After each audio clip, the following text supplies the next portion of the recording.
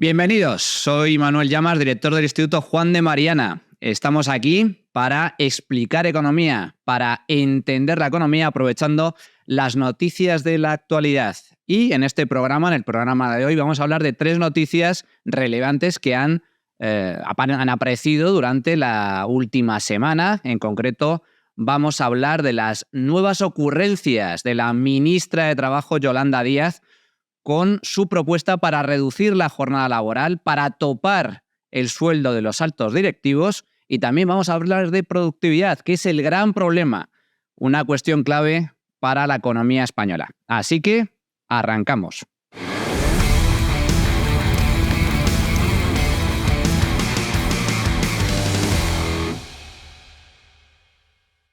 La primera noticia que vamos a comentar es esta ocurrencia, esta propuesta por parte del Gobierno de reducir la jornada laboral de las 40 horas vigentes a 37,5 horas a la semana. Esto se va a hacer de forma gradual entre este año y el que viene. Y es solo el inicio, porque el Gobierno, por boca de su ministra de Trabajo, pretende llegar a reducir la jornada laboral en España hasta un máximo de 35 horas semanales. Son las famosas 4 días de trabajo por semana. Y todo ello, atención, sin necesidad de reducir los sueldos. Esto, según el Gobierno, afectaría a cerca de 12 millones de trabajadores del sector privado, algo más de la mitad de la fuerza laboral del país. Pero escuchemos este anuncio por boca de la propia Yolanda Díaz. Les anticipo que vamos a sacar adelante una reducción de la jornada, 37 horas y media a la semana, y esto sí, sin reducción salarial. ¿Y para qué? Bueno, vamos a reducir el tiempo de trabajo para aumentar algo fundamental, el tiempo de vida. Estamos en el primer cuarto del siglo XXI.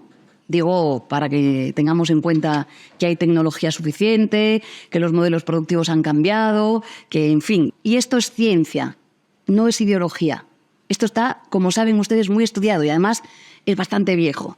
Reducir la jornada laboral va a servir también para mejorar la productividad en nuestro país, porque la mejora del mercado de trabajo hoy tiene que ver con la mejora de la productividad en nuestro país. Bien, este es el anuncio por parte de la ministra de Trabajo, aprovechando una comparecencia en el Congreso para avanzar las líneas estratégicas de su cartera durante la presente legislatura. Ahora escuchemos cuál es la opinión del portavoz, el nuevo portavoz de Sumar, Íñigo Errejón, al respecto.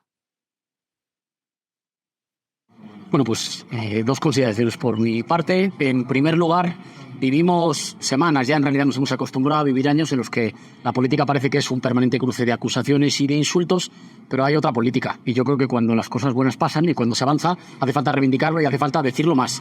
Hace una semana, a instancias de Sumar, el Gobierno subió un 5% el salario mínimo interprofesional, de lo cual se han beneficiado 2,5 millones de trabajadores en España. Y mañana inicia el diálogo social para la reducción de la jornada laboral a 37 horas y media. Es decir, para que trabajemos menos y para que la gente tenga más tiempo para vivir. Bueno, pues hasta aquí el anuncio oficial por parte de la ministra y por parte del portavoz de su partido. Hasta aquí la noticia. Veamos ahora la realidad. La señora Yolanda Díaz es ministra de Trabajo. Sí, también es vicepresidenta del Gobierno, una de las diversas vicepresidentas que ha tenido Pedro Sánchez en su gobierno.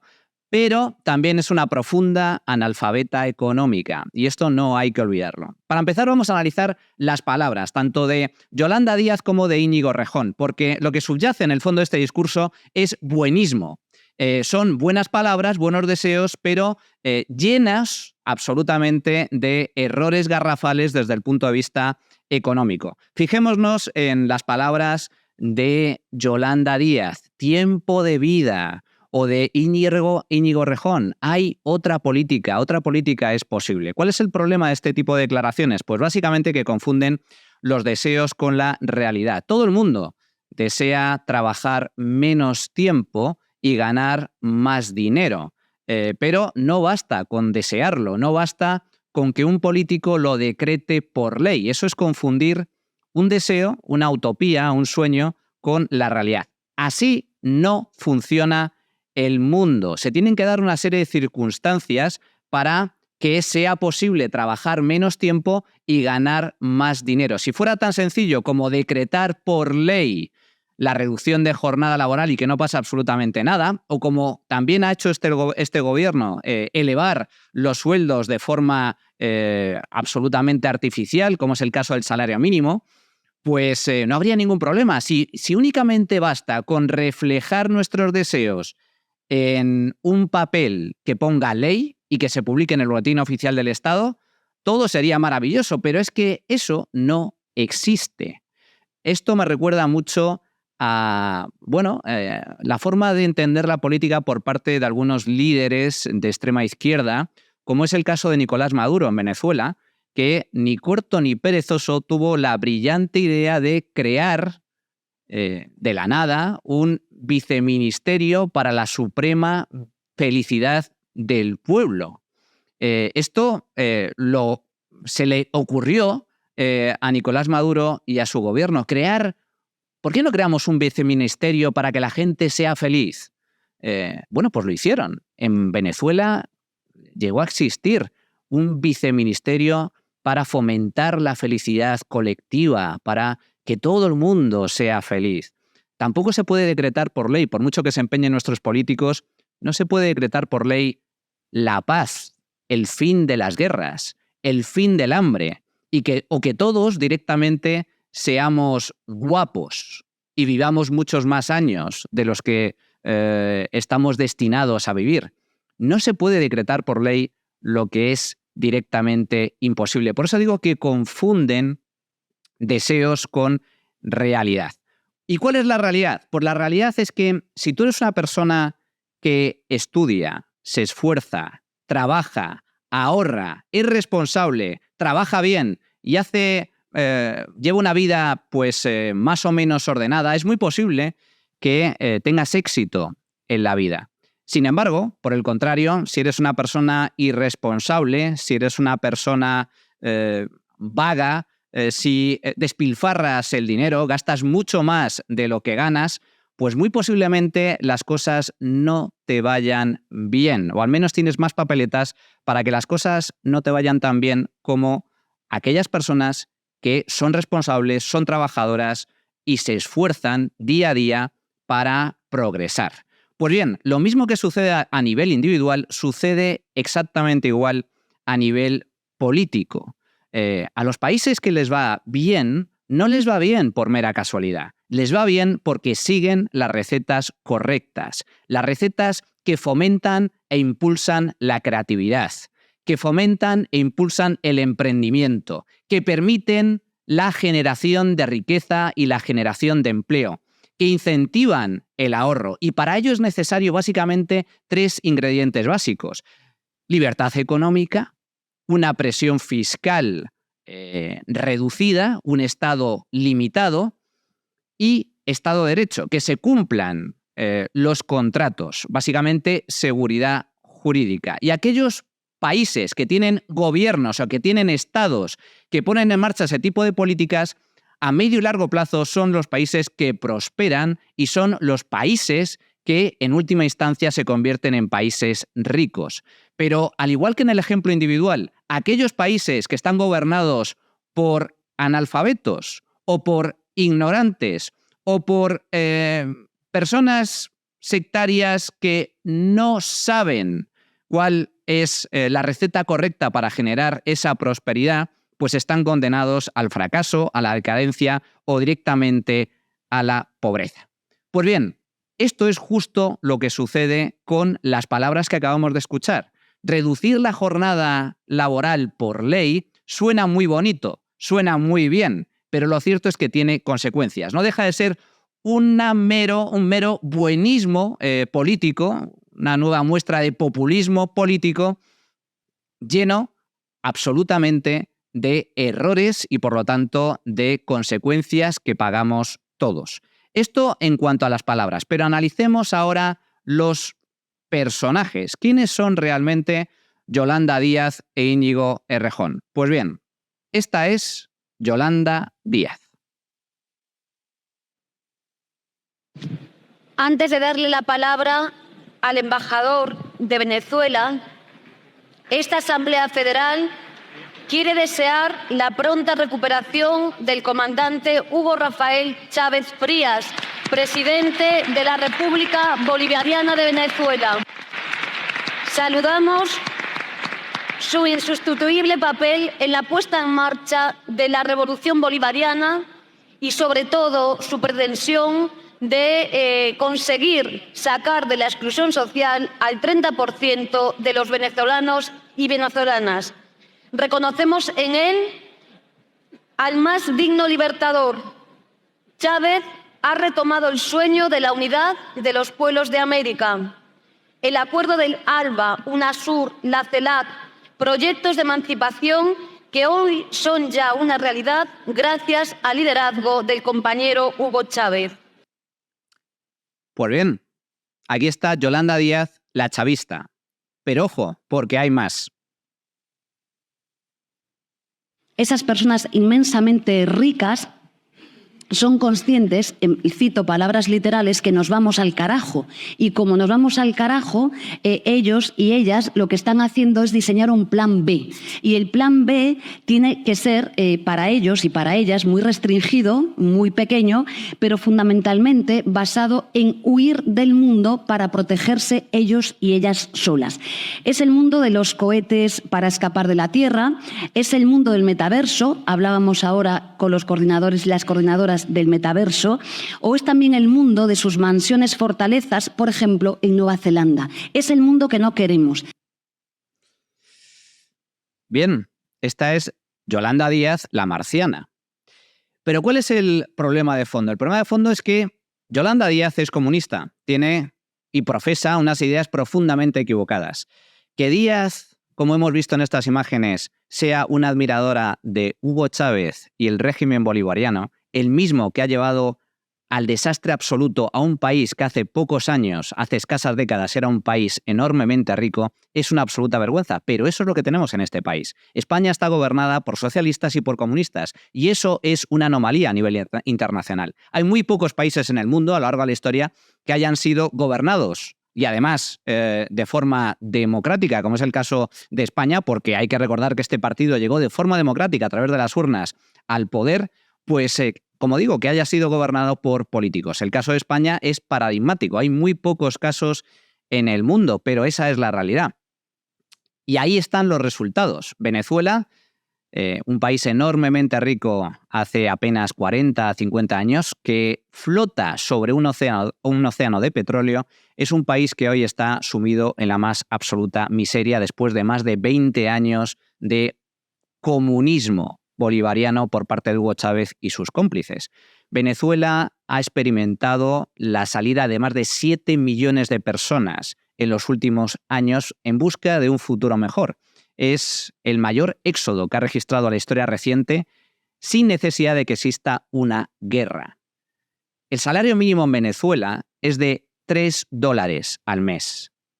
Y la inmensa mayoría de la población vive en la indigencia. Esas son las políticas a las que conduce el comunismo y esas son las políticas que en gran medida está intentando llevar a cabo Yolanda Díaz en España con la connivencia del Partido Socialista. Pero ojo, no es el único comunista en el gobierno ni en el Congreso. A Yolanda Díaz la acompaña Íñigo Errejón. ¿Quién es Íñigo Errejón? Es este. Hoy en Venezuela vuelven a sonar ladridos de pasado. Hoy la democracia en revolución resiste los ataques de las fuerzas reaccionarias. Y los que monopolizan la comunicación quieren construir con una sola voz un cerco contra Venezuela. Pretenden que defender a Venezuela manche y estigmatice. Bueno, pues bien, si todavía no lo hubieran hecho ya, que me apunten en esa lista, que nos apunten a todos en esa lista. Porque Venezuela no está sola. En el sur de Europa necesitamos mucho de ese cálido viento latinoamericano que borre a tanto canalla. Les queremos. Chávez vive, la lucha sigue.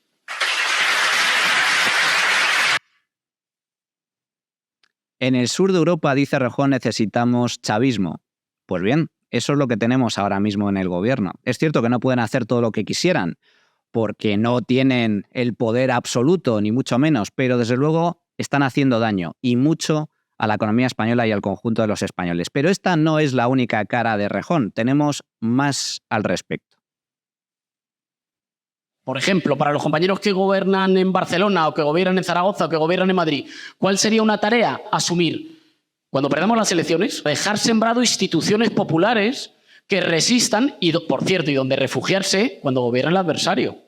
Hace falta que para cuando se acaben los ayuntamientos del cambio o cuando los ayuntamientos del cambio pierdan elecciones, haya asociaciones de vecinos saludables y enraizadas y con poder en cada distrito. Hace falta que haya clubes de montaña y agrupaciones juveniles. Hace falta que haya más espacios culturales y de autoorganización. Hace falta que estén enraizadas las casetas populares en todas las fiestas. Hace falta que haya asociaciones deportivas coordinadas entre sí.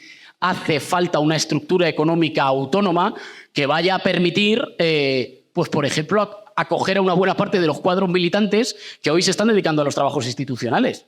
Preguntabas por Argentina. Uno de los dramas en Argentina es que al perder el gobierno nacional y popular las elecciones y ganar las elecciones el señor Macri, pues lo que ha pasado es que, compañero, no hay estructura para sostener tanta militancia, porque la militancia, como todo el mundo sabe, no se sostiene solo del aire.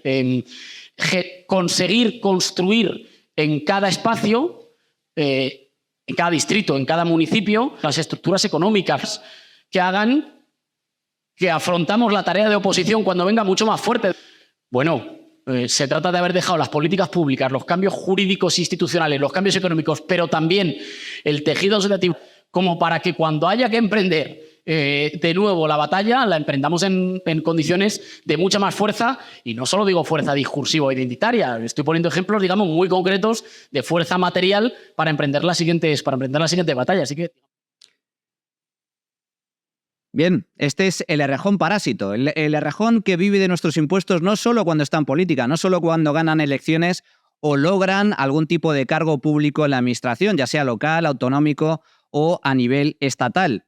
Esta gente solo sabe vivir del dinero ajeno. Lo que estaba reflejando ahí, en esta asamblea con sus compañeros y militantes, es la estrategia que sigue la extrema izquierda para seguir viviendo del esfuerzo ajeno, de nuestros impuestos, de los que pagas tú, de los que pago yo, de los que pagamos todos, cuando salen del poder, cuando les echamos del poder a través de unas elecciones. Y hablan de la necesidad de crear chiringuitos. Cuantos más mejor. ¿Para qué?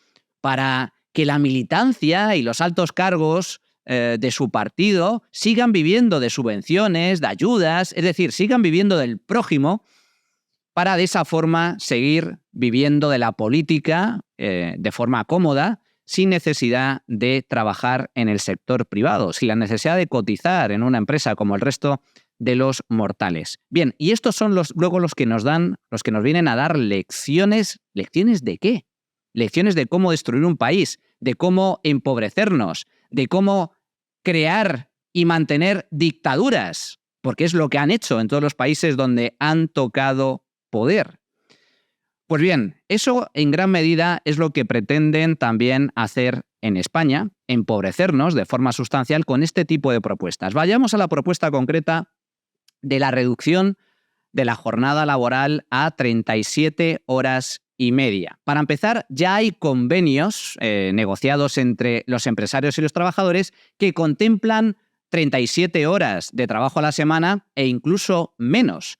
Precisamente por eso, la reducción a las 37 horas y media que pretende ahora el gobierno afectaría a 12 millones de personas. El resto, pues cerca de 2 millones de trabajadores del sector privado, ya tienen convenios que contemplan ese horario. Hay también cerca de 3 millones de funcionarios públicos en la administración en donde también se trabaja 37 horas y media, aunque he de decir que hay muchos que deberían trabajar mucho más, o que ojalá incluso trabajasen 37 horas y media, porque desde luego en algunos servicios públicos se nota poco ese trabajo por parte de los funcionarios. Solo hay que ver cuando vas a una oficina y prácticamente no hay funcionarios atendiendo a la gente. Eso es un problema en el que, si hay ocasión, hablaremos algún día. Pero como digo, ya hay parte del sector privado en donde se trabajan esas horas. En segundo lugar, y esto es lo que no acaba de entender la izquierda, el salario depende de la productividad, no depende de la voluntad arbitraria de un político o de un gobierno. ¿Y qué es la productividad? La productividad es el valor de la producción dividido por las horas de trabajo. Si la productividad no aumenta en la misma proporción que se reduce la jornada laboral, eso se traduce en un aumento directo de los costes para la empresa. Es decir, si no aumenta la producción, aumenta el coste para las empresas. De tal forma que si la plantilla de una determinada compañía produce menos porque sus trabajadores también trabajan menos horas, pero sin embargo cobran exactamente lo mismo, esto se traduce en realidad en una subida de sueldo, es decir, en un mayor coste laboral. En concreto, si se reduce la jornada laboral de 40 a 37 horas y media a la semana, eso supone un incremento de costes laborales del orden del 6%. Esto supone cerca de una factura de 28.000 millones de euros para el sector privado español. Y aquí la clave es ¿quién lo paga?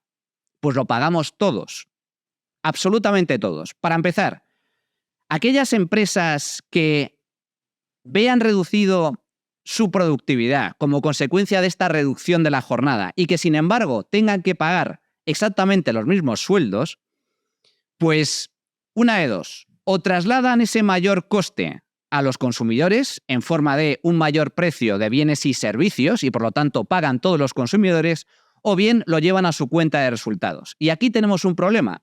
Aquellas empresas que registren beneficios, si esos costes lo asume la empresa, se va a traducir en un menor porcentaje de beneficios, es decir, en una menor capacidad también para reinvertir ese dinero o para contratar más trabajadores. Pero es que, ¿qué pasa con todas aquellas empresas que no solo no tienen beneficios, sino que viven al día o que incluso atraviesan dificultades? ¿Cuál será el efecto lógico y razonable de esa subida de costes laborales? Pues muchas empresas, especialmente las pymes o autónomos que tienen trabajadores a su cargo, se verán obligados a reducir la plantilla. Es decir, habrá gente que se irá directamente a la calle o incluso a congelar algunos sueldos o a reducir algunos sueldos aparte de la plantilla para intentar compensar ese incremento de los costes laborales. Por lo tanto, también pagan las empresas, pagan los autónomos, pero especialmente pagan los trabajadores. Y pagan también los parados, que van a tenerlo mucho más complicado para encontrar trabajo. Si hay menos inversión por parte de las empresas, si hay menos contratación por parte de las compañías, van a tener menos posibilidades laborales. Por lo tanto, esta es la cuestión. Si no aumenta la producción, si no aumenta la productividad, la reducción de la jornada laboral a 37 horas y media se traduce sí o sí en un incremento de costes laborales. Y ese incremento de costes laborales lo pagan todos los españoles. Lo pagan los consumidores con precios más altos. Lo pagan los trabajadores de la propia empresa, que van a ver reducida su sueldo en última instancia con el paso del tiempo, o incluso los parados, que evidentemente lo van a tener mucho más complicado. Y en última instancia también lo van a pagar los contribuyentes, porque el gobierno, a sabiendas de que hay algunas empresas que como consecuencia de ese incremento de costes se verían obligados a despedir personal o incluso a echar el cierre, se verán obligados también a repartir cuantiosas subvenciones para mantener esas compañías a flote. Subvenciones que pagamos todos los españoles con nuestros impuestos. Por lo tanto, insisto, perdemos absolutamente todo. Perdemos absolutamente todos. España no es el único país, no es el único ejemplo. Hay otros países que han puesto en marcha medidas similares. Es el caso de Francia. Francia, en el año 1997 y hasta el año 2009, también redujo la jornada laboral, en ese caso de 39 a 35 horas a la semana, de forma artificial, por decreto, por ley. Y la consecuencia de semejante medida fue un estancamiento de los salarios, una menor flexibilidad para que los trabajadores escojan libremente horario y, en última instancia, también se tradujo en una mayor insatisfacción laboral por parte de los trabajadores. Todo ello fue semejante fracaso, semejante fiasco, que años después, en el año 2008, año 2009, el gobierno francés dio marcha atrás y acabó derogando la jornada laboral de 35 horas a la semana. Conclusión: pagamos todos la reducción de la jornada laboral, sobre todo las pymes y sobre todo los colectivos más vulnerables. Pues bien, si el gobierno lo que quiere, lo que desea, es que trabajemos menos horas y ganemos más dinero como consecuencia, la clave no es decretar absolutamente nada. Esto no se puede decidir por parte del Estado o por parte de algún político. La clave es la productividad. Es fundamental aumentar la productividad para aumentar nuestros salarios y de esta forma tener también la posibilidad de trabajar menos horas y de este modo disfrutar de más tiempo libre. La receta no hay que inventarla, ya está dada, existe desde hace 2 siglos, señores, y se llama capitalismo. Y lo vamos a ver con un gráfico. Aquí lo vemos. ¿Cuál es la realidad? Pues la realidad es que hoy trabajamos muchas menos horas que hace 150 años. La realidad es que bajo el capitalismo, los países libres, los países capitalistas disfrutan de sueldos mucho más altos, de riqueza y por lo tanto de la posibilidad también de trabajar menos y disfrutar más del tiempo libre, sin necesidad de que ningún político lo intente decretar por ley, porque eso no funciona. Eso es hacerse trampas al solitario. ¿Qué refleja este gráfico? Pues ni más ni menos que la reducción de la jornada laboral en el mundo capitalista a lo largo de los últimos 150 años. El capitalismo nació como tal hace casi 2 siglos. Este gráfico refleja cómo se ha ido reduciendo de forma paulatina la jornada laboral a lo largo del tiempo, con algunos casos muy concretos, incluido el de España. Aquí, por ejemplo, vemos que en el conjunto de los países ricos, en el año 1870, se trabajaban de media 3.000 horas al año. 3.000 horas al año se traduce en cerca de 60-70 horas a la semana. Hace 150 años, nuestros antepasados se partían el lomo, trabajando de sol a sol, hasta 70 horas a la semana. ¿Y qué ha pasado desde entonces? Pues que se ha reducido de forma muy sustancial la jornada laboral en todos los países capitalistas, en todos los países libres, no en los países socialistas, donde se mueren de hambre, literalmente. Y aquí hay algunos ejemplos muy concretos.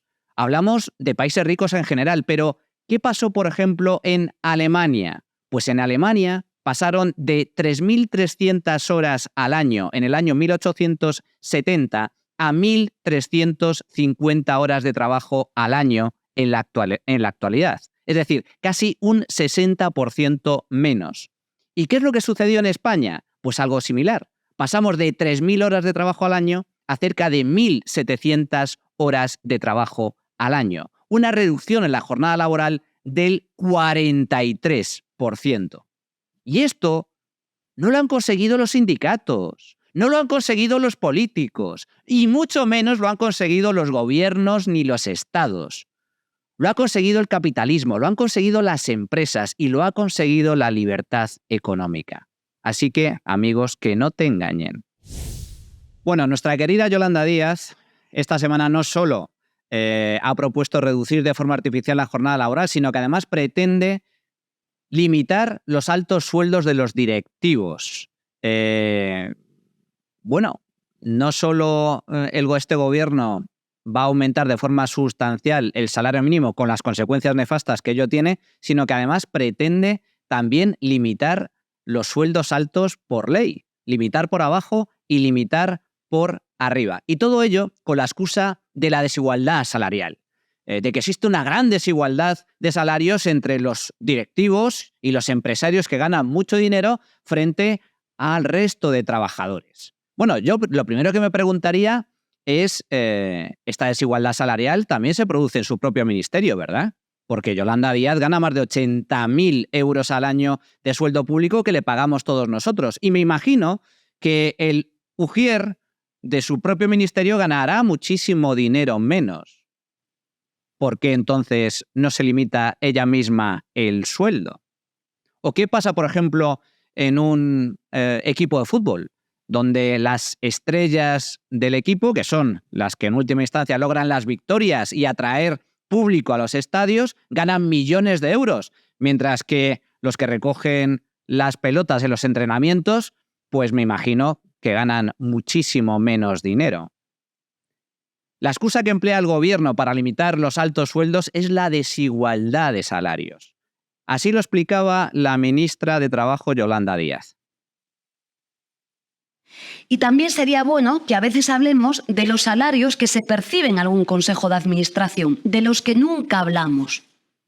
Hablamos del SMI, del salario de las personas más necesitadas, pero tendremos que tener un debate en nuestro país sobre los salarios, elevadísimos salarios de muchos miembros de la dirigencia empresarial de nuestro país. De esto sí que también toca que hablemos en nuestro país, porque como decían Pepe y Unai, efectivamente cuando hablamos de una redistribución más justa, también tendremos que tener, por supuesto, las razones de productividad, pero por supuesto en cuenta lo que está pasando en nuestro país.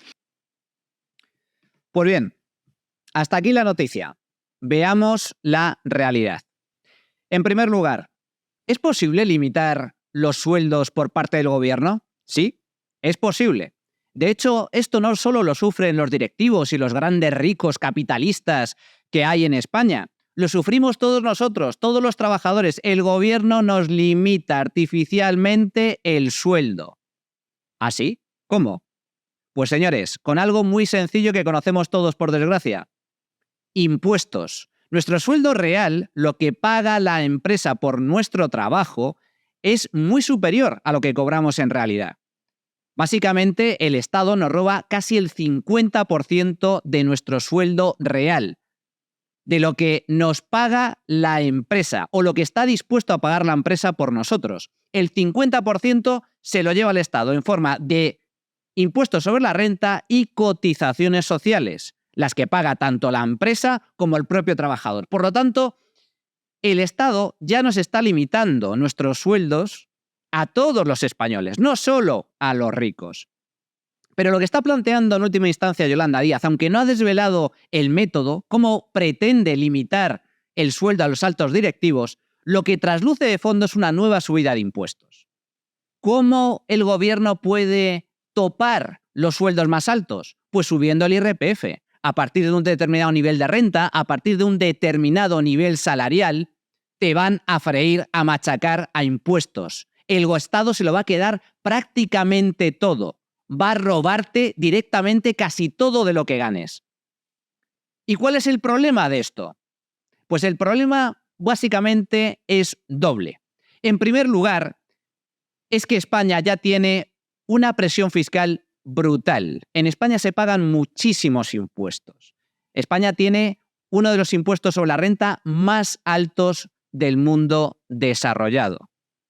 En concreto, a partir de 60.000 euros de renta anual, el gobierno se queda con el 45% de lo que ganas.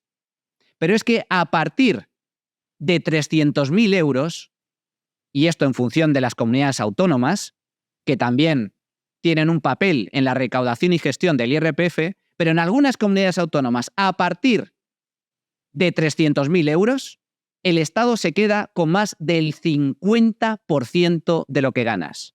Ese es el tipo marginal máximo del IRPF en España. A partir de 300.000 euros, más del 50%. A partir de 60.000, se queda el 45%. Por lo tanto, primer problema, en España ya hay unos impuestos altísimos. Uno de los impuestos de la renta más altos del mundo y, desde luego, más altos de Europa. Especialmente si lo comparamos por nivel de renta.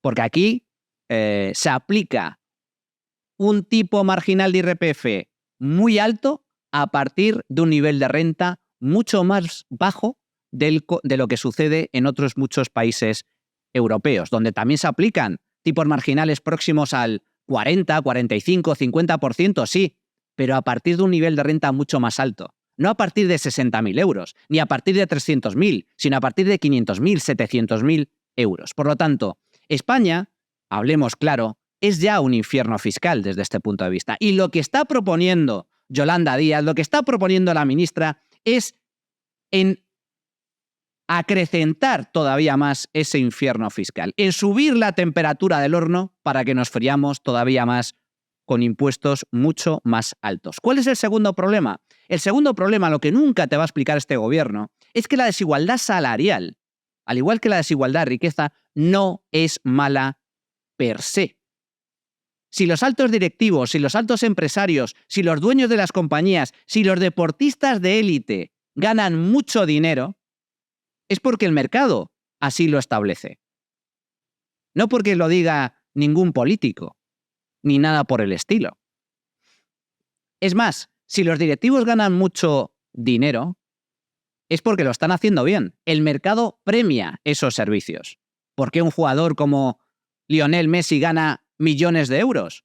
¿O un tenista como Rafa Nadal gana millones de euros? Cuando hay muchos tenistas en el mundo, muchos de ellos no profesionales que no ganan nada, pero también los hay profesionales que ganan mucho menos dinero. Pues básicamente porque generan mucho dinero. Porque nosotros estamos dispuestos a pagar para ir a ver a ese jugador o para comprar los productos que patrocina y que publicita. Por lo tanto, somos nosotros los que estamos premiando sus servicios. Démosle la vuelta al argumento. ¿Qué gana un trabajador de una empresa, de una gran multinacional, si el gobierno limita artificialmente el sueldo de sus altos directivos? ¿El hecho de que sus altos directivos ganen menos va a hacer que el trabajador que menos gana en esa empresa pase a ganar más de forma automática? No. Es pura envidia lo que subyace dentro de esta medida. Pura envidia. Pura animadversión hacia el rico, hacia el que lo hace bien y hacia el que gana más dinero. Y al igual que la desigualdad salarial no es mala per se, y al igual que si le reducimos el sueldo a los directivos en nada va a beneficiar al resto de trabajadores de esa empresa, la igualdad salarial y la igualdad de riqueza tampoco es buena ni positiva per se. En Cuba, todos los cubanos ganan exactamente lo mismo, un sueldo de miseria. Ya seas médico, ya seas ingeniero o ya seas barrendero. Todos sobreviven a malas penas en una cárcel infecta bajo una dictadura opresora de carácter comunista. Y lo mismo sucede en Venezuela, donde la gente vive en la más absoluta miseria. Allí no hay grandes diferencias salariales porque todos están en el suelo. Y lo mismo sucede en Corea del Norte, donde todos los coreanos ganan lo mismo. Nada. Por lo tanto, ni la desigualdad es mala, ni la igualdad salarial es buena. Pero ¿cuáles serían las consecuencias de que el gobierno, en un acto nuevo, adicional, de locura desde el punto de vista económico, se le ocurra limitar por ley los sueldos en España aplicando tipos máximos de IRPF absolutamente confiscatorios? Porque el gobierno podría, a partir de un determinado nivel de renta, aplicar un impuesto sobre la renta del 90%, del 95%, del 99%, del 100%, de tal forma que el trabajador no gane nada a partir de un determinado nivel salarial. Eso no es una mera hipótesis. Eso sucedía hace escasas décadas en muchos países ricos, que aplicaban tipos marginales del IRPF del 70%, al 80%, de hasta el 90%. ¿Pero por qué ha desaparecido eso del mundo rico? Porque no funciona, señores. Porque eso trae consecuencias, y consecuencias muy negativas, no solo para los altos directivos, sino para el conjunto de la economía, y muy especialmente para los colectivos más vulnerables. En España, en los 2 últimos años, ya se han ido del país 500.000 jóvenes, la inmensa mayoría altamente cualificados. ¿Por qué se van los jóvenes españoles? Y precisamente los más preparados, los más talentosos. los más cualificados, los que tienen más opciones. ¿Por qué? Pues porque aquí los sueldos son mucho más bajos que en otros muchos países. Por eso se van los mejores. Estamos sufriendo una fuga de talento de forma intensa y cada vez más preocupante. Pues bien, si se han ido en los 2 últimos años 500.000 jóvenes para buscar un futuro mejor y ganar más dinero en el extranjero,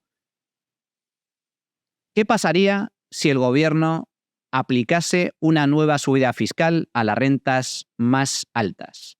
Pues para empezar, que esta medida no solo afectaría a los grandes directivos del IBEX, muy posiblemente afectaría a otros muchos profesionales, a médicos, a científicos, a profesionales cualificados, ingenieros, empresarios, arquitectos, gente que se gana el pan honradamente y que, sin embargo, para el gobierno no es suficiente, ganan mucho dinero y por lo tanto hay que machacarles todavía más.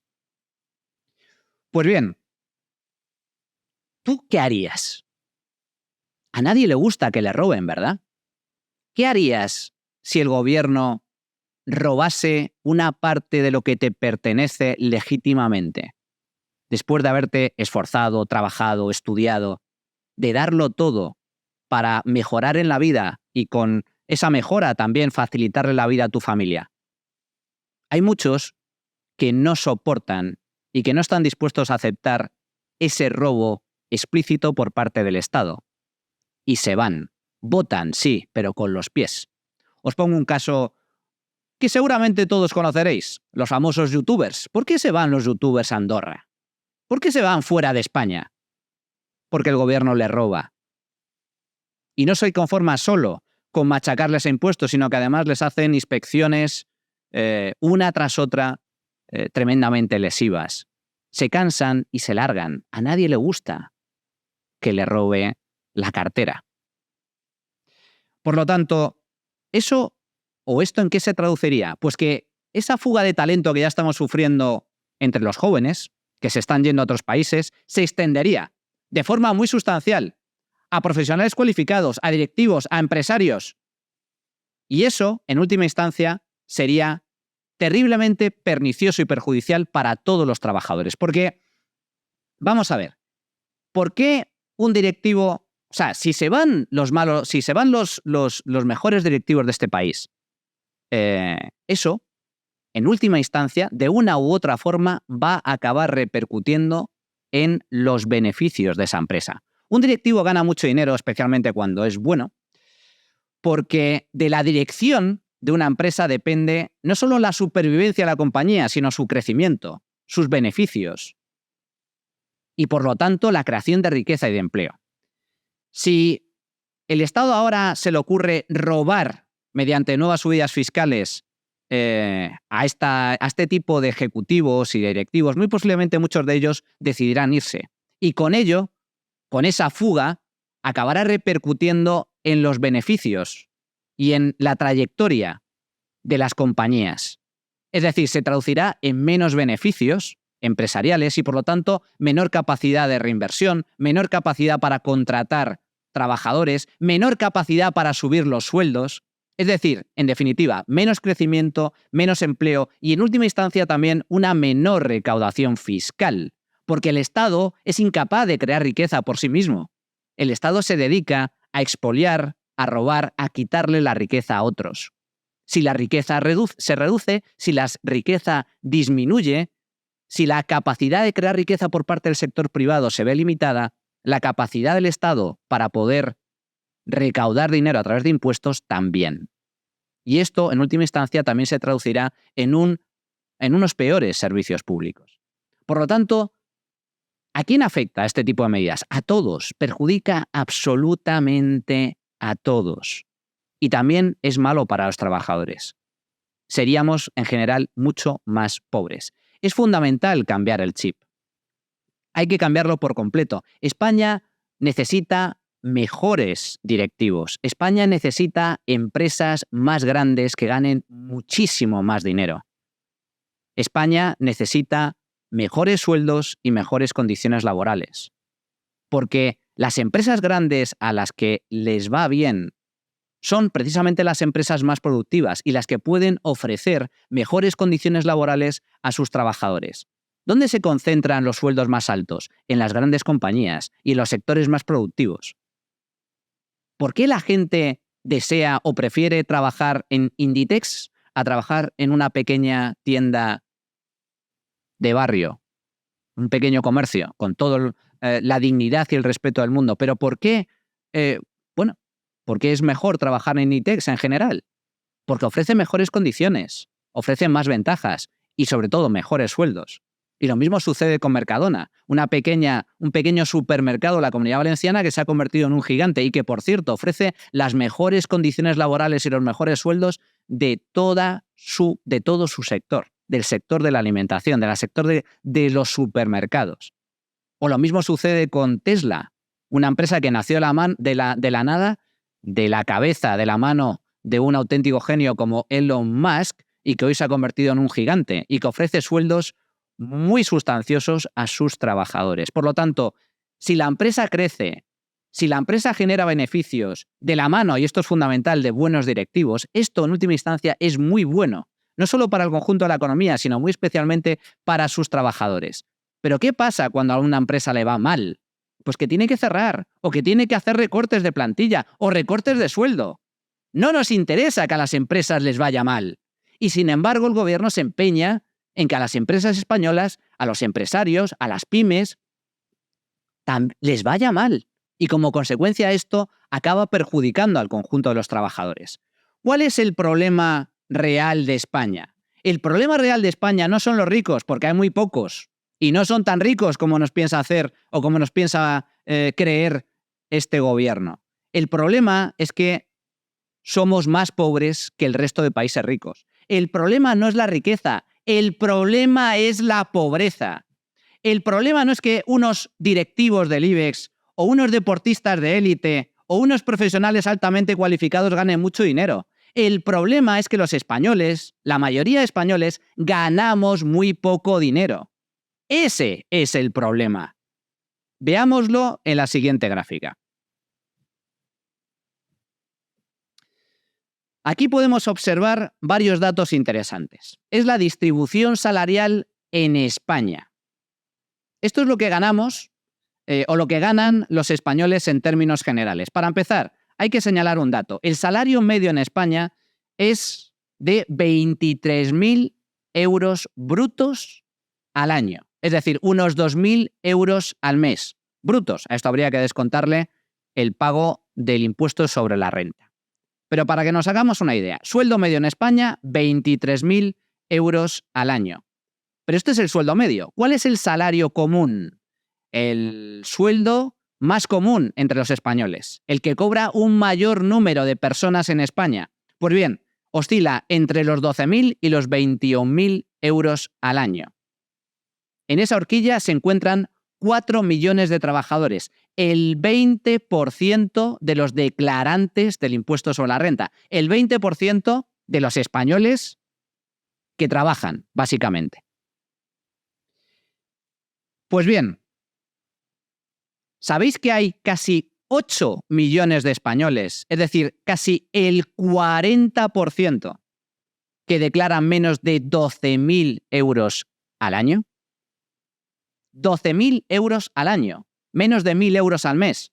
El 40% de los declarantes se sitúa por debajo de ese umbral. Entre 30.000 y 60.000 euros, la clase media, media alta, ahí se sitúan 4 millones de españoles, el 20% de la fuerza laboral o el 20% de los trabajadores.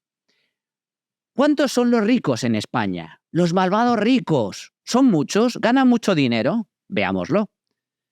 Tan solo el 5% de los declarantes, el 5% de los trabajadores, gana más de 60.000 euros al año. Y tan solo el 0,6% de los trabajadores en España gana más de 150.000 euros. Por lo tanto, los ricos en España son muy pocos y no ganan tanto dinero. El problema no son los ricos. Ojalá hubiera muchos más ricos en España. Todos queremos, en mayor o menor medida, vivir muy bien, incluso ser ricos, ganar cada vez más dinero y vivir mejor. El problema son los pobres. El problema es que en España ganamos muy poco dinero. Sobre eso no dice nada el gobierno. Es más, lo que está haciendo el gobierno con sus políticas nefastas es empobrecernos todavía mucho más.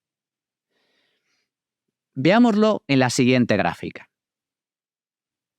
Por un lado, en la anterior veíamos la distribución salarial en España. En esta gráfica lo que reflejamos es el sueldo medio de un trabajador soltero y sin hijos, en comparación con otros países europeos.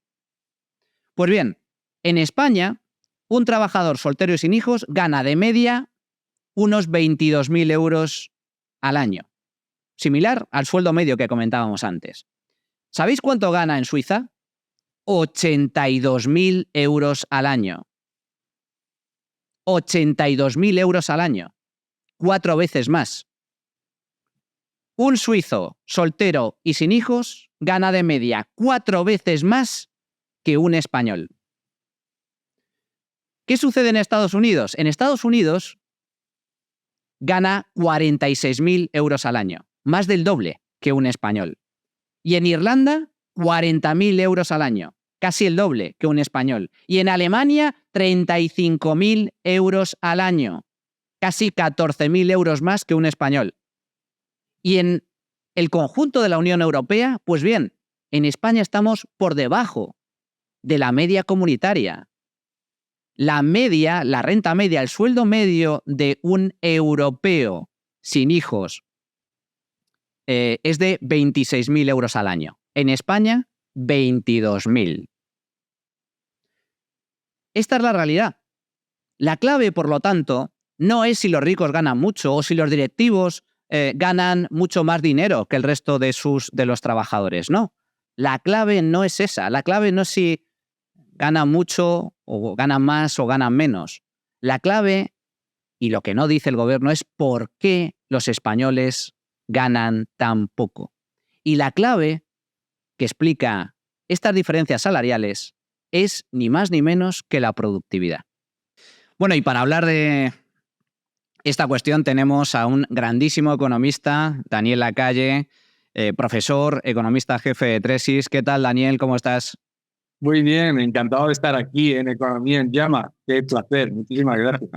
Siempre es un placer contar contigo, Daniel. Bueno, esta semana estamos hablando de algunas de las medidas que ha puesto encima de la mesa nuestra queridísima ministra de Trabajo, Yolanda Díaz, como por ejemplo la reducción de la jornada laboral de 40 horas semanales a 37 horas y media. Esto, en principio, porque muy posiblemente el gobierno pretenderá reducir incluso más la jornada laboral hasta llegar a las 35 horas semanales. Daniel, ¿cómo crees que afectará a las empresas reducir la jornada laboral por ley? Exactamente. Tú has dicho algo muy importante. Reducir la jornada laboral por ley afecta masivamente a las pequeñas y medianas empresas y a los autónomos que contratan personal, etc. ¿Por qué? Porque directamente en el contrato no solamente aumentan los costes de contratación, sino que ya añade un elemento adicional de rigidez a lo que es un sistema laboral con una enorme rigidez. Además, es completamente irrelevante desde el punto de vista de medida, porque claro, si tú miras las horas medias de trabajo en España, verás que la jornada media de trabajo está, la jornada media está en 35, ¿de acuerdo? Semanales. Entonces, ¿qué es lo que está ocurriendo? Ocurriendo es que es una medida puramente de aumento todavía más de lo que se intenta hacer, que es generar mucho más control, muchas más trabas para las pequeñas y medianas empresas. Para que te des una cuenta, esto es como lo del salario mínimo interprofesional. Ellos siempre están hablando de la jornada media en otros países en los que no está impuesto por ley, lo mismo que con el salario mínimo interprofesional. Entonces resulta, oh sorpresa, que donde no está impuesto por ley, los salarios son mayores, y donde está impuesto por ley es peor. ¿Y cómo se lo explicamos a la gente? Muy sencillo. Porque si yo, cuando tengo que contratar a una persona, me encuentro con una masiva cantidad de folios de trabas, exigencias, limitaciones y dificultades, si tengo que contratar a 2 trabajadores, me lo planteo 2 veces y digo, espérate un momento, contrato a uno. Y además siempre, cuando lo que haces es irte a la parte mínima. Por lo tanto, se crea un stock constante de desempleo maquillado o oficial, porque claro, ahí tienes a más de 700.000 que continuos sin trabajar, pero lo importante ahí es eso, el impacto es sobre las pequeñas y medianas empresas y sobre los autónomos. El gobierno, sin embargo, dice que esto es buenísimo para los trabajadores. ¿Cuál va a ser el efecto? Yo creo que sobre las compañías es evidente que un incremento de costes laborales se puede traducir en despidos, en menor contratación, menos inversión, incluso en pérdidas y cierre de algunas compañías que lo estén pasando mal, pero el gobierno dice que no, que esto va a ser buenísimo para los trabajadores porque van a tener más tiempo para vivir, para disfrutar del tiempo libre. ¿Tú qué opinas al respecto? ¿Esto es así? Es así, el gobierno le está dando mucho más tiempo a los trabajadores para disfrutar de su tiempo libre escondiendo parados. Claro, vamos, con lo que está haciendo literalmente es eso. Entonces, como siempre, como todo lo que hace este gobierno, es de cara a la galería. Y como los que le votan no lo sufren, pues por lo tanto dicen, qué bueno y qué generoso es este gobierno. Pero claro, los que lo sufren ven que esto tiene un efecto negativo muy importante. El gobierno, por supuesto, que dice que cuanto más rigidez, más intervención, más control, más supuestamente positivo es. ¿Por qué? Porque en el sector público les da exactamente igual y ellos lo que hacen es aumentar masivamente la administración. Porque en las grandes empresas tampoco les importa porque ya tienen unas condiciones que pueden sostenerse gracias a su músculo financiero. Pero en las pequeñas y medianas empresas, y en lo que es el tejido español de empresas, que es microempresas, para los que lo están viendo, microempresas es una persona con un teléfono, ¿de acuerdo? Entonces, es decir, pero empleados, lo que significa es mucha más dificultad para contratar. Pero el gobierno, ¿qué va a decir el gobierno? ¿Qué va a decir un gobierno que te dice que aumentar masivamente los impuestos y aumentar masivamente los costes de contratación y el salario mínimo interprofesional no ha tenido efecto en el empleo? ¿Y por qué? Porque lo que han hecho es maquillarlo con pluriempleo y con contratos en el sector público, claro, que lo pagamos los demás. Daniel, una segunda noticia, una segunda novedad que ha surgido esta semana es la intención del gobierno, aunque todavía no ha aclarado cómo lo va a hacer, de hecho hay dudas al respecto, sobre el tema de la limitación a los sueldos a los directivos. La ministra de Trabajo dice que existe una gran desigualdad entre lo que cobran los grandes directivos de las compañías y el resto de trabajadores y, por lo tanto, que hay que abrir ese debate, dando o abriendo la puerta a la posibilidad de topar los sueldos máximos. ¿Qué te parece esta medida? Bueno, yo creo que lo que ella tiene que hacer es topar los sueldos de la administración pública, es lo que realmente nos preocupa a todos. Porque a ningún ciudadano de España le preocupa que una empresa privada, con sus beneficios, con su aumento de la productividad, se pague a los directivos bien, entre otras cosas, porque esas empresas también pagan mucho mejor a los trabajadores medios, etcétera, etcétera. Lo que nos preocupa a todos, los directivos de las empresas privadas, los trabajadores de las empresas privadas, los autónomos, las pymes, es el sueldo de Rubén Morillo, que cobra 84.000 euros de todos los contribuyentes, más todos los gastos, más la vivienda, más trajes, etcétera, etcétera, más todo el presupuesto que gestiona para contratar a asesores, amigos, enviar dinero a asociaciones amigas, etcétera. Por lo tanto, que tope los sueldos de la administración pública, que es lo que ella debería estar administrando, porque para eso está el gobierno, para administrar, no para decirle a las empresas privadas qué hacer con su balance. Porque Yolanda Díaz, que curiosamente sabe exactamente lo que debe pagar una empresa privada, lo que debe contratar una empresa privada, las horas que debe trabajar, los márgenes que debe tener, cómo debe comprar y a qué precio debe vender, jamás ha creado una empresa. Fíjate tú qué cosa. Pero si nos ponemos en el peor escenario, imagínate por un momento que efectivamente el gobierno tiene una idea magnífica para limitar los altos sueldos en España, de tal forma que, al igual que implanta un salario mínimo, impone un salario máximo de, pongamos, 300.000 euros al año, porque más de esa cantidad es injusto, injustificable. ¿Cuál sería el efecto que tendría semejante medida sobre los trabajadores afectados y sobre la economía en su conjunto? ¿Tú te acuerdas de una empresa que se llamaba Nokia? Sí, perfectamente. Efectivamente, pues pasará lo que se llama el efecto Nokia. Ahí se introdujo la sandez de limitar el sueldo máximo a un máximo número de veces con respecto al sueldo mínimo. Que es lo que ha pasado, que lo que era una empresa líder en tecnología, líder en innovación, y una de las empresas que más estaba empujando para conseguir ser líder tecnológico a nivel global, se ha perdido completamente en cuanto a su liderazgo y está, bueno, pues está muy lejos de donde estaba. Y ese es el problema. O sea, la idea de que si le bajas el sueldo a los directivos, le vas a subir el sueldo a los demás, no tiene ningún sentido, pero es que tampoco lo buscan ellos. Ellos lo que buscan es generar una confrontación constante entre los ciudadanos, los hombres y las mujeres, los que ganan más con respecto a los que ganan menos, para que no te fijes en que la desigualdad más grande que hay en España no es entre los directivos y los trabajadores que ganan menos, sino entre los contribuyentes y Yolanda Díaz y todos sus equipos. Daniel Lacalle, un placer como siempre coincidir contigo. Muchas gracias por tu tiempo. Hasta la próxima. Hasta la próxima. Muchas gracias por invitarme. Muchas gracias, Daniel.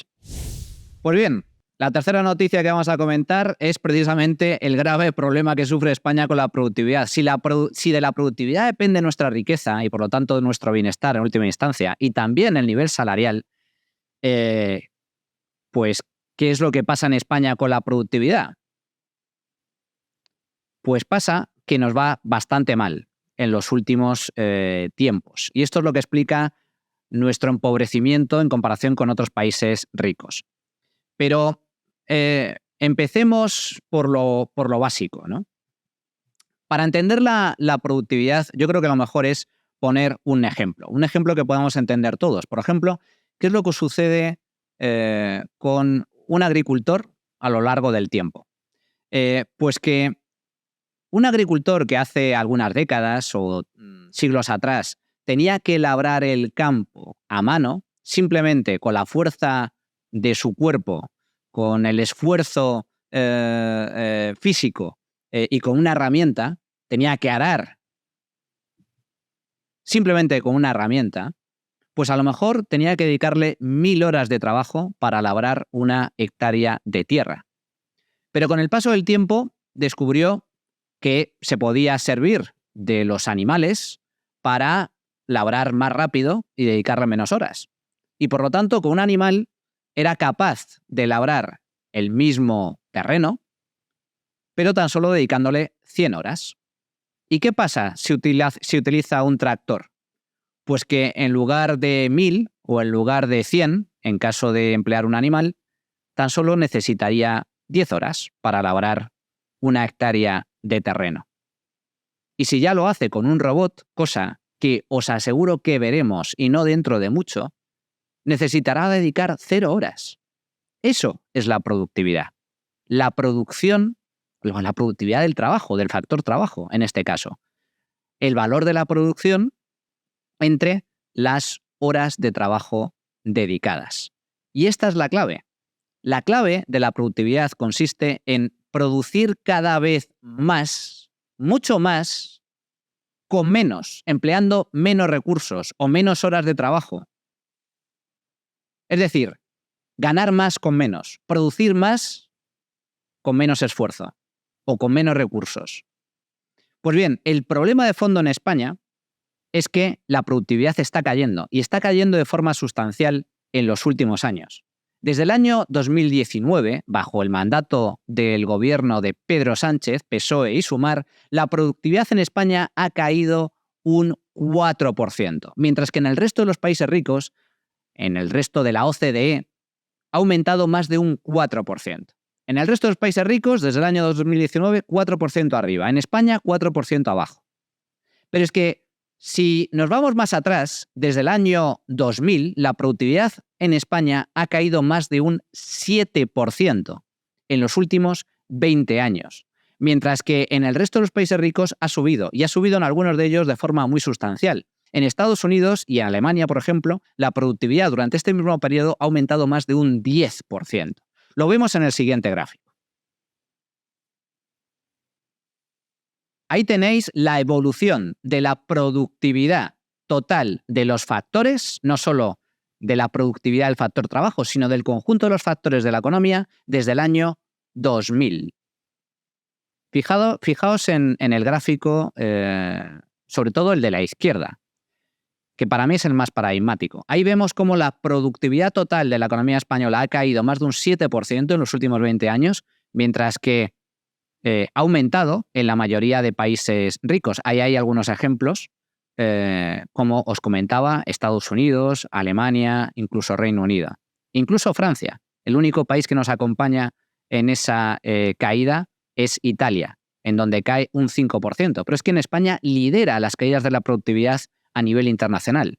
Dentro del grupo de países ricos, la productividad en España es la que más sufre. España es la que está perdiendo más productividad con respecto al resto de países ricos, dentro del grupo de países homólogos. Pues bien, esta es la clave. Todo depende de la productividad. Y para profundizar en este concepto, vamos a contar con la opinión de un gran economista que seguro que nos va a servir para entender mejor las consecuencias de este perverso fenómeno. Pues muy bien, para hablar sobre esta cuestión tenemos a un grandísimo experto. Para mí es un honor que esté hoy con nosotros. Se trata de Rafael Pampillón, catedrático de Economía en IE Business School y de la Universidad también CEU San Pablo. Y es un excepcional economista. Rafael, ¿qué tal? ¿Cómo estás? Hola, muy bien, gracias por invitarme. Pues encantado de que estés con nosotros. Rafa, ¿qué consecuencias tiene esta caída de productividad en los últimos años para la economía española, para el empleo y en general para nuestro bienestar? ¿Cómo impacta directamente en el bolsillo de los españoles? Lógicamente impacta negativamente, porque a largo plazo la productividad lo es todo. Y eso, pues nosotros estamos contentos porque tenemos un sector turístico pues muy boyante, pero que es de bajo nivel tecnológico. Tenemos un sector agrícola, precisamente. Estaba hablando yo por una cadena de televisión esta tarde sobre la huelga de tractoristas en Berlín y la huelga de tractoristas en Francia. Pues curiosamente España pues, es un país que tiene un elevado nivel tecnológico, en la agricultura. Es decir, es un país que tiene pues, una elevada capacidad de producir productos agrarios. Aquí no hay tractoristas en la calle, ni la gente se queja, ni paramos los camiones que vienen de Marruecos o de otras partes del mundo. No, nosotros hacemos bien nuestro trabajo, tenemos costes salariales más bajos y la agricultura está subvencionada a través del gasoil. Claro, y la agricultura, claro, pues en España supone un 3,5% del PIB, perdón, del empleo y un 2,5% de la producción. O sea que es el decir que las empresas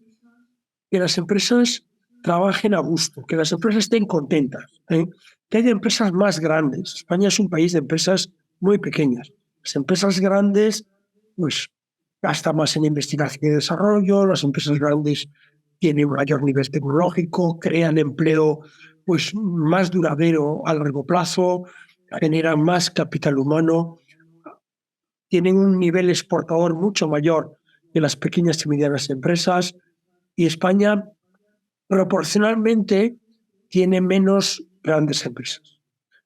Si cogemos el parque empresarial español y el parque empresarial alemán, en proporción, en lo que es la proporción de empresas grandes, España tiene 3 veces menos que Alemania. O sea que ese es un punto importante, es decir, el cuidar a las empresas, el mimarlas, el que no se le cambien las reglas del juego. Ahora han subido este año las cotizaciones sociales, subieron ya el año pasado, suben los impuestos a las clases altas, pero que ya son medias, pero da igual, suben los impuestos a la gente que sabe dirigir las empresas, por tanto, tiene menos incentivos para venir aquí.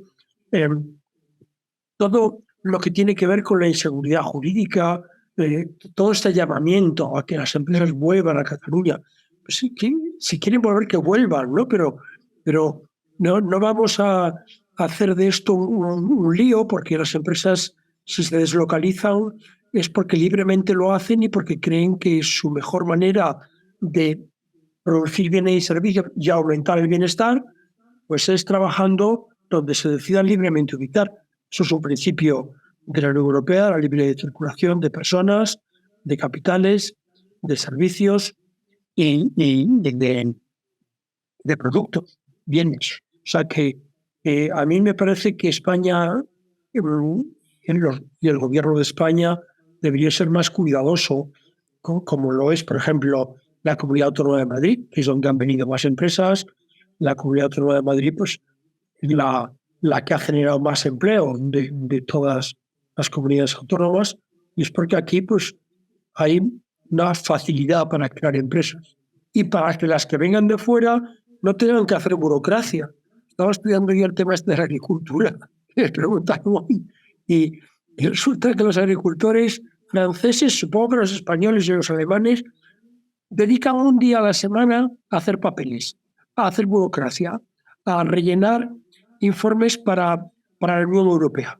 La Unión Europea está en contra de los fertilizantes, está en contra de las semillas de alto rendimiento, es decir, de los cambios genéticos, está en contra de los pesticidas. Somos los primeros del mundo en energías alternativas. Somos los primeros de la clase, pero eso tiene un coste para los agricultores que no pueden competir.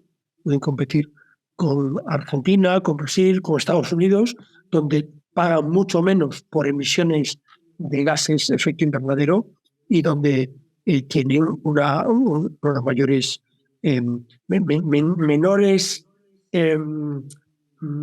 trámites burocráticos para producir bienes y servicios. O sea que es muy importante que los gobiernos apuesten por grandes empresas y que los gobiernos traten bien a las empresas para que vengan empresas extranjeras y puedan producir aquí, y también favorecer la transmisión de la tecnología. Es decir, porque si vienen empresas extranjeras, vienen con su tecnología, forman a los trabajadores y eso mejora la situación económica de un país. Rafa, última pregunta. La distancia de renta per cápita entre España y la Unión Europea ha aumentado en los últimos años como consecuencia de esa caída de la productividad. Es decir, la productividad es esencial para determinar nuestro nivel de renta, nuestro nivel de riqueza. Y como la productividad en España ha caído más de un 7% desde el año 2000, mientras que en el resto del mundo rico y también en la Unión Europea la productividad ha seguido aumentando, resulta que nuestra renta per cápita ha pasado de estar a tan solo 2,5 puntos de la media comunitaria en el año 2000 a más del 14% de diferencia por debajo con respecto a la media comunitaria. Desde tu punto de vista, si seguimos por esta senda de pérdida de productividad, si no seguimos cuidando a nuestras empresas, si las seguimos maltratando, ¿cómo evolucionará en el futuro la renta per cápita de los españoles en comparación con el resto de europeos? Pues seguirá distanciándose. Habrá esa diferencia, ese gap, que desgraciadamente nos va haciendo más pobres, y entonces tendremos un nivel de vida pues, más bajo. Y desgraciadamente hay muchos cambios necesarios para mejorar esa productividad. Un ejemplo es la formación profesional dual que se hace en Alemania. Aquí todavía estamos muy atrás en ese tipo de formación profesional. Incluso los centros de formación profesional deben tener como más o menos el 20% de los trabajadores que ya han salido de todo tipo de estudios entre los 25 y los 30 años, pues aquí puede ser un 20% y a nivel europeo pues es un 40 o un 50%. Hay que cambiar drásticamente la reforma educativa. Es una desgracia lo que nos ha pasado con el informe PISA, ¿no? Donde hemos salido fatal y donde las comunidades, precisamente donde se respeta más a las empresas, como es Castilla León o como Madrid, pues los datos son mucho mejores. Y eso son mucho mejores porque los que gobiernan cuidan a las empresas. Entonces, desgraciadamente, si no se toman medidas para mejorar la investigación, el desarrollo, la innovación en las empresas y no en el sector público, pues nos iremos distanciando, pero esa productividad seguirá siendo muy baja o se irá reduciendo, como ha ocurrido en lo que va de siglo, y eso pues es algo que será pues una catástrofe para nuestros hijos. Lo que hemos dicho siempre, que ahora van a vivir peor que sus padres. Una cosa rarísima, que no ocurre nunca en la historia. Los hijos vivan peor que sus padres porque se supone que hay avances tecnológicos que mejoran el nivel de vida de la gente. Pues esto es lo que está sucediendo en España. Rafael Pompillón, muchísimas gracias por tus explicaciones. Un auténtico placer. Hasta la próxima. Vale, muchísimas gracias. Pues hasta aquí el programa de hoy. Pero antes de despedirnos, comentar que ya están las últimas rebajas de Primor, con descuentos de hasta el 80% en perfumes, cosmética y muchos más productos. Tenéis toda la información en primor.eu. Y como digo, hasta aquí el programa de esta semana. Muchas gracias a todos. Despierta, que no te engañen. Y recuerda, si quieres defender la libertad, si quieres defender tu libertad, súmate al Instituto Juan de Mariana.